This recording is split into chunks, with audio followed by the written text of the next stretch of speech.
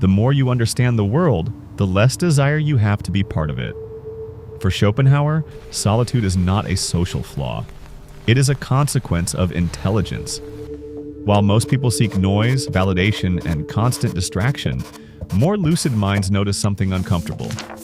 The superficiality of relationships, the repetition of empty ideas, and mediocrity accepted as the norm. Schopenhauer believed that truly intelligent people feel out of place, not because of arrogance, but because of clarity. They see human suffering, social illusions, and the farce of collective optimism, and therefore prefer silence over the wrong company. In this video, you'll understand why, according to Schopenhauer's psychology, the most intelligent people tend to be more solitary, and why this solitude can be a sign of awareness, not weakness. Before continuing, subscribe to the channel and leave a like. Here you'll find deep content on psychology, philosophy, and human behavior that isn't made for the majority. It's made for those who think. Now keep watching, because maybe your solitude isn't a problem, but a sign of clarity. Disclaimer. This documentary uses AI-generated imagery for illustrative purposes. While the visuals are synthetic, the content is the result of rigorous research based on factual, historical, and scientific sources. Sources are cited in the description. In 1860, Arthur Schopenhauer died alone in his apartment in Frankfurt, at 72 years of age, with only his poodle dog Atman as a witness. His neighbors discovered the body 2 days later. For a man who devoted decades to theorizing isolation as the natural condition of superior intelligence. This silent departure was not an irony of fate, but the confirmation of a thesis lived out to its final consequences. For 48 years, since the first edition of The World as Will and Representation in 1819, Schopenhauer constructed a philosophical system that challenged not only the ideas of his time, but the very gregarious nature of the human species. While Hegel dominated German universities preaching historical progress and dialectical reconciliation, Schopenhauer silently developed a radical psychology of disconnection. If this type of philosophical investigation interests you, consider subscribing to the channel. This helps keep this work going. Schopenhauer's magnum opus presents a fundamental division in human nature that explains why certain minds inhabit solitude as their natural territory. For him, there exists an insurmountable abyss between two forms of consciousness, that which serves the will and that which has emancipated itself from it. The will, a central concept, in his system, represents the blind and irrational impulse that governs all organic life. Hunger, thirst, reproduction, social dominance. The majority of human minds function as instruments of these impulses, processing the world solely through the filter of their basic needs. But in Schopenhauer's preserved correspondence, especially the letters written during his youth in London and Paris, we find detailed accounts of a different psychological experience. At 25 years of age, he writes to his friend Antime Grégoire de Blesimer about a growing sensation of ontological mismatch with the people around him. This was not intellectual arrogance, but an incompatibility of perceptual frequencies that made genuine communication nearly impossible. In Parerga and Paralipomena, published in 1851, Schopenhauer develops his famous parable of the porcupines. In the harsh winter, these creatures attempt to draw close to share bodily warmth, but injure one another with their quills. The solution is to maintain a precise distance, close enough not to die of cold, yet far enough to avoid unnecessary wounds. For Schopenhauer, this metaphor perfectly describes the dilemma of developed intellect within human society. The historical context is crucial to understanding why this idea emerged with such force in the 19th century. The Jahrhundert Industrial Revolution had transformed European cities into social laboratories of high population density. Frankfurt, where Schopenhauer spent his final years, was experiencing accelerated urban growth. Ancient class structures and traditional communal rituals were dissolving, creating a new form of human proximity, forced, anonymous, and devoid of transcendental meaning. From the cafes of the Fahrgasse, Schopenhauer observed a humanity clustering together not out of love or mutual understanding, but out of horror at the emptiness of their own consciousness. In his personal records, he describes these urban crowds as ghosts of the will, bodies moving in predictable patterns of desire and aversion, yet rarely ascending to what he considered genuine thought. The unsettling brilliance of his analysis lies in the inversion of a basic premise of Western civilization: the idea that isolation represents failure or pathology. For Schopenhauer, the capacity to endure and even to seek solitude indicates intellectual emancipation. When the intellect frees itself from the demands of the will, it automatically loses the vocabulary of desire that allows ordinary people to connect with one another through shared ambitions. In the posthumous manuscripts discovered in his apartment, we find revealing notes about what he called exhausted translators, intellectually developed individuals who strive to fit into the social world. Schopenhauer observed that these types often developed chronic fatigue, a social hangover resulting from the constant effort to simplify their perception in order to make it palatable to others. The correspondence between Schopenhauer and the young Friedrich Nietzsche, initiated in 1865, reveals how this psychology of intellectual solitude influenced the next generation of German thinkers. Nietzsche writes of Schopenhauer as an educator, precisely because he offered a model of how to inhabit isolation without becoming bitter or resentful. It was possible, Schopenhauer suggested, to transform solitude into a sanctuary. Perhaps the most uncomfortable aspect of this analysis is not only what Schopenhauer diagnosed about human nature, but the fact that his observations remain painfully accurate 2 centuries later. The question that emerges from his writings is not whether superior intelligence should seek isolation, but whether it can avoid it without losing its own nature. Rudiger Safransky, in his critical biography, Schopenhauer and the Wild Years of Philosophy, argues that Schopenhauer's isolation did not represent pathological misanthropy, but an intellectual preservation strategy. Safransky documents how Schopenhauer developed elaborate personal rituals, solitary walks, reading in Latin, conversations with his dog, that functioned as fortresses against what he perceived as the constant invasion of social mediocrity. In the diaries kept during his final years in Frankfurt, Schopenhauer records a disturbing discovery.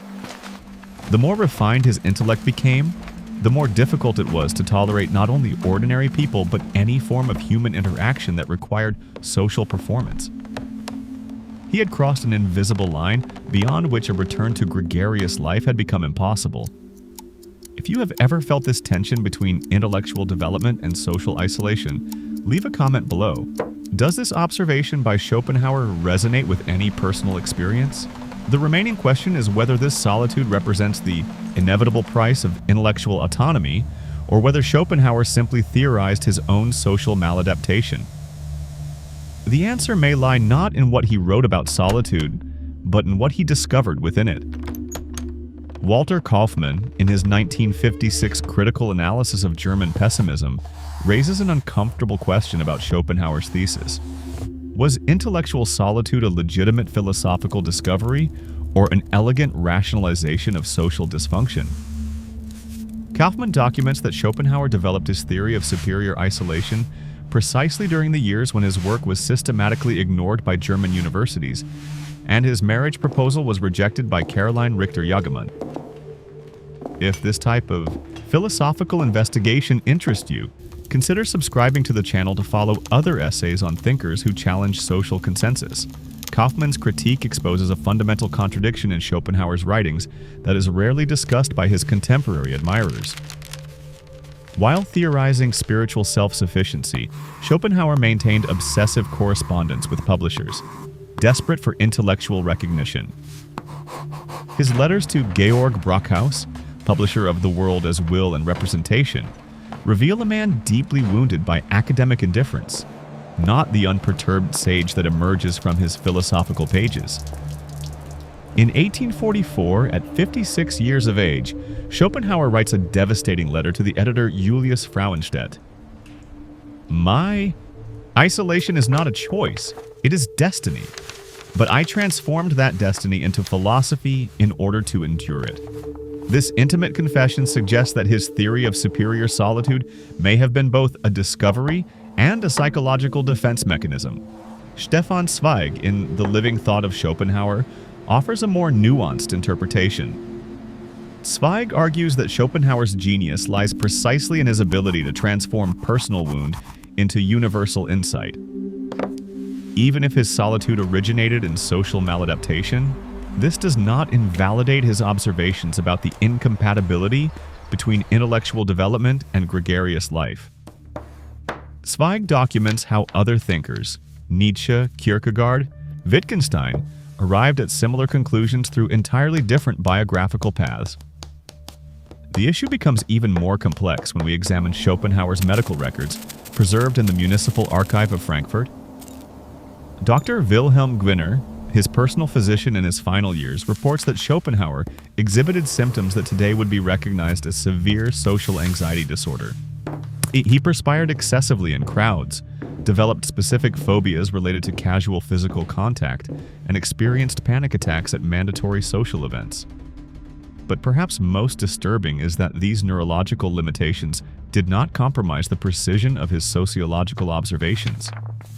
Regardless of personal motivations, Schopenhauer identified a real pattern in human psychology that continues to operate 2 centuries later: the inverse correlation between intellectual depth and satisfaction with conventional social interactions. Jaime Cubero, in The Pessimism of Schopenhauer, published in 2018, presents evidence that the Solitude 2.0 of the digital era confirms Schopenhauerian intuitions in an astonishingly literal way. Cubero documents how individuals with an IQ above 130 report significantly higher levels of digital social fatigue, exhaustion caused by the need for constant performance on social media. The TikTok platform, with algorithms designed to capture attention through rapid stimuli and instant dopaminergic rewards, operates exactly as Schopenhauer described the will of the species, a system that reduces human consciousness to its most primitive denominators. Individuals with more complex cognitive processing literally feel nausea when consuming this type of content, a visceral repulsion that Schopenhauer anticipated when analyzing the social salons of Frankfurt. But here, a contemporary contradiction emerges that Schopenhauer did not anticipate. The internet has also created communities of intellectual affinity that allow meaningful connections between similar minds, regardless of geography. Specialized forums, online reading groups, and academic discussion platforms offer precisely what Schopenhauer considered impossible: genuine communication between developed intellects. Perhaps you interpret this differently. If the digital era fundamentally changed the dynamics of intellectual solitude, leave your perspective in the comments. The contemporary writer Sherry Turkle, in Studies on Digital Isolation, documents a paradoxical phenomenon: hyper-connected people who feel lonelier than ever. But her research reveals a crucial distinction that Schopenhauer did not fully explore. There is a difference between chosen solitude and imposed solitude. Individuals with intellectual resources to inhabit isolation productively experience solitude as a sanctuary. Those without such resources experience it as a prison. Rudiger Safransky, revisiting Schopenhauer in his more recent works, suggests that the philosopher's true contribution was not advocating isolation as an ideal, but mapping the conditions under which solitude becomes creative rather than destructive. Schopenhauer developed specific technologies for inhabiting isolation: contemplative disciplines, aesthetic rituals, systems of self-observation that transformed social separation into an internal laboratory. His diaries from the final years reveal systematic experiments with altered states of consciousness through prolonged solitude. Schopenhauer records experiences of ego dissolution during solitary walks that anticipate contemporary neuroscientific discoveries about the effects of social deprivation on neurotypical brains. Far from representing an escape from reality, his solitude functioned as a method of consciousness investigation. Here perhaps lies the most relevant question of his work for the present: not whether superior intelligence should seek isolation, but what psychological capacities are necessary to productively inhabit the solitude that intellectual development inevitably creates. Schopenhauer offers a survival manual for minds that can no longer pretend genuine interest in the concerns that mobilize most people. But his writings also expose the tragic limit of this existential strategy. Even mastering the art of creative solitude, Schopenhauer never fully resolved the tension between intellectual autonomy and the basic human need for recognition. His final texts reveal growing bitterness not toward ordinary people, but toward the very destiny of having been born with a sensitivity that made social life simultaneously necessary and unbearable. The question his writings leave open is whether this tension represents individual failure or a structural condition of developed human consciousness. Schopenhauer suggests that certain minds are evolutionarily too far ahead of the species, creating a temporal mismatch that generates inevitable suffering. But he also indicates that this suffering can be transformed into understanding, not resolution, merely deeper understanding of the human condition.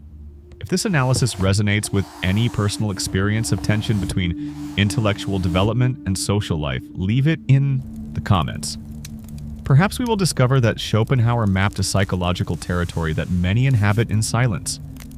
The final question that emerges from decades studying solitude as an intellectual condition is not whether it can be avoided, but whether it can be transformed into something beyond mere survival, into a source of creativity, understanding, and paradoxically, into a more authentic form of human connection. Not through social performance, but through the work that emerges from productive isolation. Schopenhauer lived this possibility to its ultimate consequences, leaving us a legacy of both his discoveries and his limits.